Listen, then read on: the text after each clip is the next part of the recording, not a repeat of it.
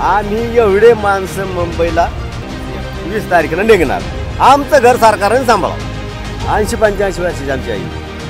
आता आमची मुंबईला जाण्यास तयार झाली सगळी. फडणवीस साहेबांनी यांनी आरक्षण द्यायलाच पाहिजे. मराठी समाजाने त्यांचं काही वाईट केलेलं नाही. तुम्ही सांगा, ते म्हणते तिसरी शिकवेला याचं शिक्षण तिसरी आहे. त्यांचं तोंड दाबतोय आम्हाला असं. जनतेने त्यांच्यावर जबाबदारी टाकली की नाही, मग सरकारने ही जबाबदारी सांभाळली. म्हणायची मला जी करायची तुम्ही मला हे करू नका. त्याच्यामुळं आम्ही त्यांना कधी विचारित नसत. खेळायला जरी गेले, क्रिकेट खेळायला गेले तरी कधी म्हणायचं नाही तुम्ही क्रिकेट खेळायला जाऊ नको, भाऊ तू हे करू नको. फक्त काय गेले असे आपले व्यवस्थित कोणाचं भांडण नाही, तक्रार नाही करता परत या भांडण म्हणून असं त्यांनी कधी कोणासंग केलं नाही. आम्हाला भेटावं असं आम्हाला वाटते.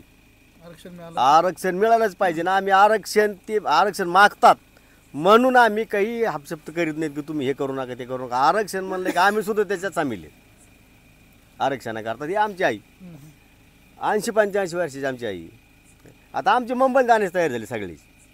तुम्ही पण सगळे जाणार? आम्ही आई सुद्धा घेऊन जाणार संघ. आई जाणार तुम्ही मुंबईला? हा जाऊ ना, जायचं. जाणारच आहे.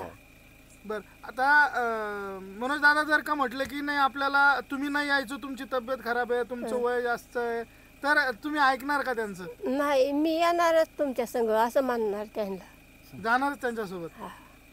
वय किती आता आजी तुमचं?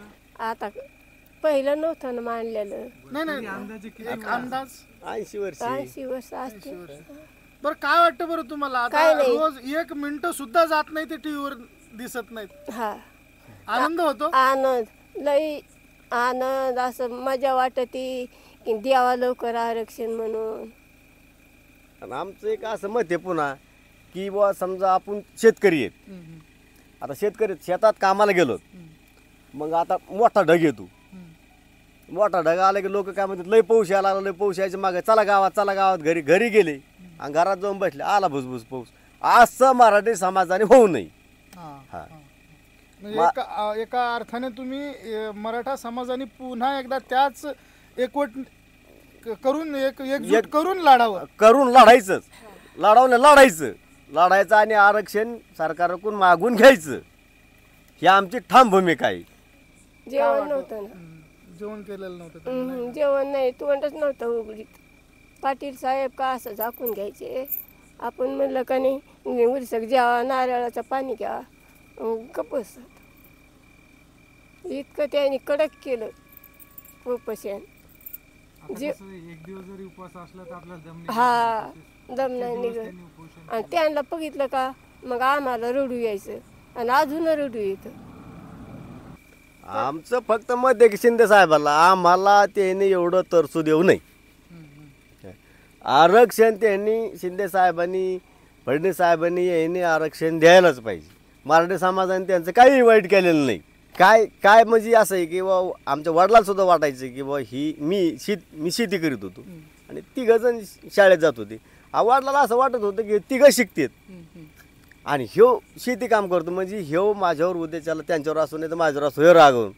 म्हणून तुम्ही इकडे तिकडे कोणी फिरू नका, शेतीतलं थोडंफार काम करू लागायचं असं त्यांचं म्हणणं असायचं. म्हणजे मनातून बोलत नसत, पण असं त्यांचं मनातून त्याला असं वाटत असेल ना की त्यावेळेस समजा यांना कुठं मोर्चाला जायचं असेल किंवा कुठं आंदोलनात सहभागी व्हायचं असेल तर त्यावेळेस रुमाल खिशात घालून जायचे. खिशात घालायची रुमाला जायची, पण ते मला सांगायची ते असे खिसा करायची.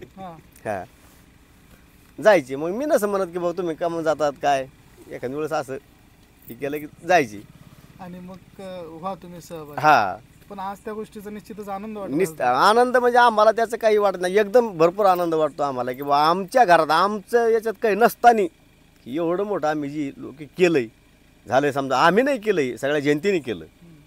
याच्यात आम्ही खूप आभारी आहोत. आता आपलं जे हे घर आहे त्यांचं बालपण इथंच गेलंय का गावात? आपलं दुसरं गावात घर होतं, पण बालपण गावातच गेलं. पण बरेच बारीक होतं त्यावेळेस इथं आलं तर राहिलं. त्यावेळेस काय असं घर नव्हतं बांधलेलं आम्ही. त्यावेळेस आपला कोठा होता, कोठा असं याचा कोठा केलेला. त्याच वेळेस तुम्ही इकडे राहायला आले. हा, म्हणजे तुमचं मूळ घर हे गावात आहे? हा, पण आता ते पडलंय सगळं. आता हे जे बांधकाम आहे तर ते म्हणजे किती वर्षापूर्वीच आहे? हे जवळजवळ याला 10 वर्ष झाले, 10-11 वर्ष झाले त्याला. अच्छा, म्हणजे या ठिकाणी सुद्धा ते काही वेळ राहिलेले. राहिलेली तिथं. कितवी पर्यंत शिक्षण त्यांनी या घरामध्ये राहून घेतलं? इथं दहावीपर्यंत इथं होते राहिले ते. 5वी पर्यंत गावात होतो आम्ही. 5वी झाल्याच्या नंतर 6वीला बसले त्यावेळेस मग इकडे आलो होतो आम्ही राहायला. राहायला इथं आले. हा. शाळेत तर गावातच असते. हा, शाळेत इथून गावात जायचे मग शाळेत. अच्छा. हा.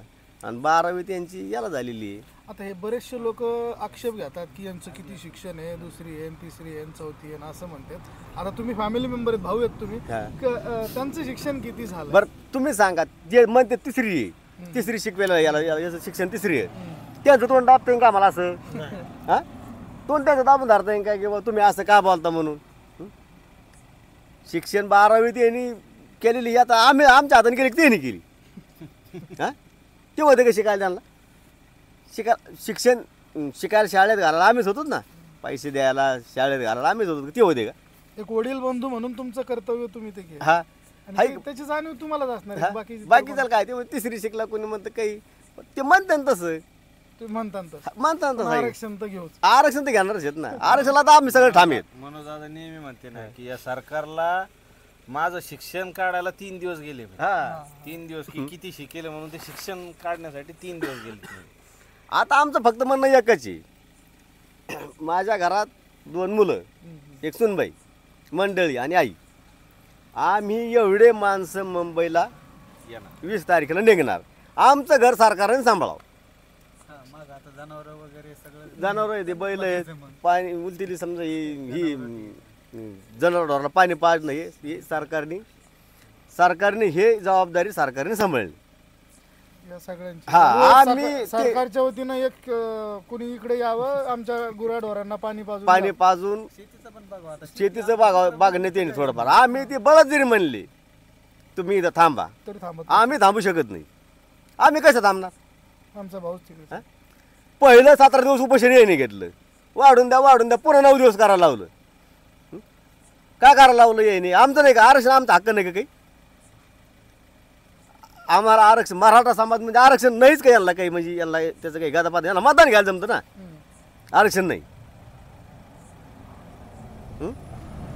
आता तुम्ही सगळे जाणार, घराला कुलूप लावून जाणार आमचे. आम्ही काही कुलप नाही लावणार. हं, हं. आम्ही आहे असं उघडं घर ठेवणार आहे, आहे असं या पद्धतीचं घर उघडं. हा ना, पण म्हणजे तुम्ही घरात कुणीच नसणार, कोणीच नाही. तुम्ही बघा इथं लोक काय पाहिलं, जुने माणसं तरी काठी कुपाट लावित होती. सगळं ओपन आहे. बघा पूर्ण ओपन आहे, कुठं आहे काय, हे सगळं पूर्ण हे सोडून आम्ही जाणार आहे.